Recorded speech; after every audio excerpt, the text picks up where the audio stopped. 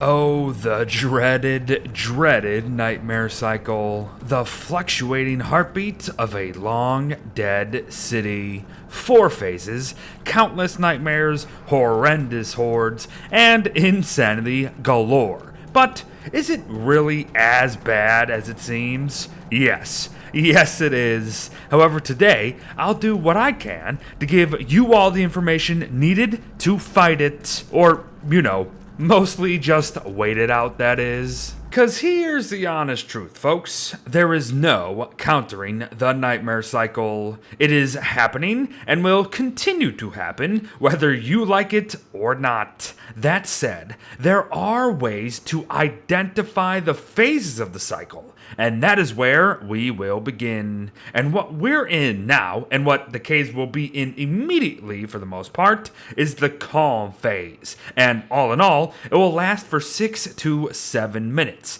And while in the calm phase, no cave ambiance can be heard, runic turf within the ruins is blue, ancient statues are normal, and nightmare lights / nightmare fissures are closed entirely. It is the calm phase, so everything is calm. Duh. But you hear that? Welcome to the warning phase, everyone. That sound cue and the ones to follow can be heard from anywhere down under. So, if you can keep track of them, they are a fine way of determining what phases are active as well. But you will also notice the runic turf turn gray. The ancient statues begin to glow, a low hum constantly playing in the background now, nightmare lights opening up ever so slightly with their sanity drain auras beginning, so be mindful there, and even nightmare fissures from all around the caves will crack open themselves. That said, however, both nightmare lights and fissures won't actually begin to spawn nightmare creatures during this phase, but do not lower your guard. That's not gonna last long. For the nightmare phase begins. The warning phase lasts for but 1.5 to 3 minutes top. So again, be prepared to encounter true fear once you've been warned. The nightmare phase can only last a maximum of 4 minutes, which might sound crazy, but trust me, it does feel like an absolute eternity once you're actually in one. Runic turf begins to glow red. A much louder ambiance can be heard throughout the caves. Ancient statues glow brighter and seemingly seep nightmare fuel. Nightmare lights fully open and not only begin to constantly spawn nightmares to come at ya, but also drain even more sanity while you are nearby. Nightmare fissures also join in spawning numerous nightmare creatures to munch our faces off, even though we aren't actually insane. Our primate friends go from being overly annoying to utterly terrifying and quite possibly form the most dangerous horde of mobs in this entire game. And believe it or not, the game even throws more earthquakes at us during nightmare phases. So yup, it is bloody nuts down here come this time. But one other quick mention is that mining ancient statues during a nightmare phase can also result in spawning a nightmare creatures from within. So watch yourself. Oh, thank goodness it's over, right? Wrong. While the dawn phase does actually mark the end of the cycle, don't think for a second that you are out of the woods just yet. Nightmare lights are still open, and yes, still spawning nightmares or draining your sanity.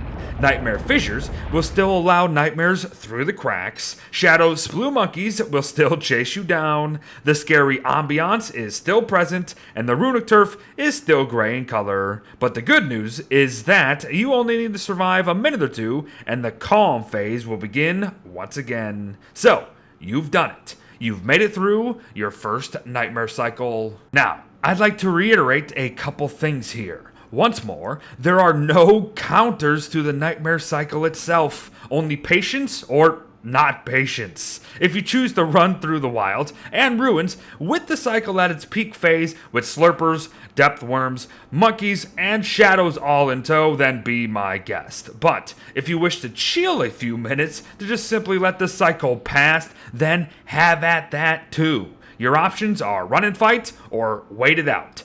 Period. Furthermore, I will mention again that one can listen and identify cycles from darn near anywhere in the caves, as nightmare fissures are not just a ruins thing. And again, the sound cues exist. That said, there is actually an even easier method to identifying a nightmare cycle from anywhere at any time. The thulecite medallion of the ancient pseudoscience station. This little guy is our ticket to knowing the ins and outs of all things nightmare cycle happening in the ruins. So, let's discuss. Actually, let us have the characters do most of the talking, as their examinations for all phases of the cycle will not only be unique, they will be telltale signs of the level of magic flowing through the ruins. And during the calm phase, their words will imply a quietness or calmness that has befallen the ancient city, and that things are just okay.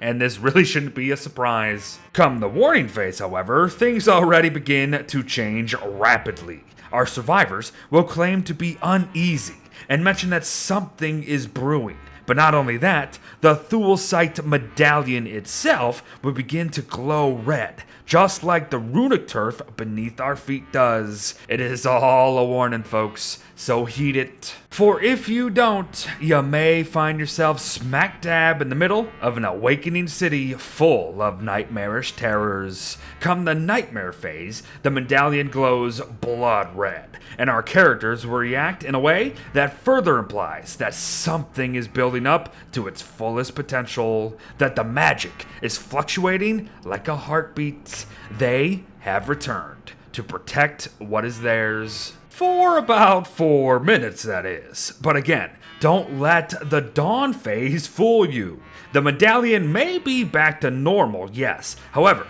if you pay close attention to the characters' examinations, you will notice their tone is not one of full tranquility quite yet. They will use phrases like almost over, nearly gone, or good times will return soon. And as we know, this is because the dawn phase still has nightmares around every corner. So, be very mindful there. But, if you can believe it, there you have it, everyone. The nightmare cycle of Don't Starve Together. The waning heartbeat of an ancient civilization. Now, while it does impact the atrium, and that we ourselves can actually lock the entire thing at its nightmare phase with the ancient key and ancient gateway, the moment we leave this arena, the cycle ends. For as we know, something wicked this way comes. But thanks for watching, folks. Well wishes to all. Be very patient down here, and I'll see ya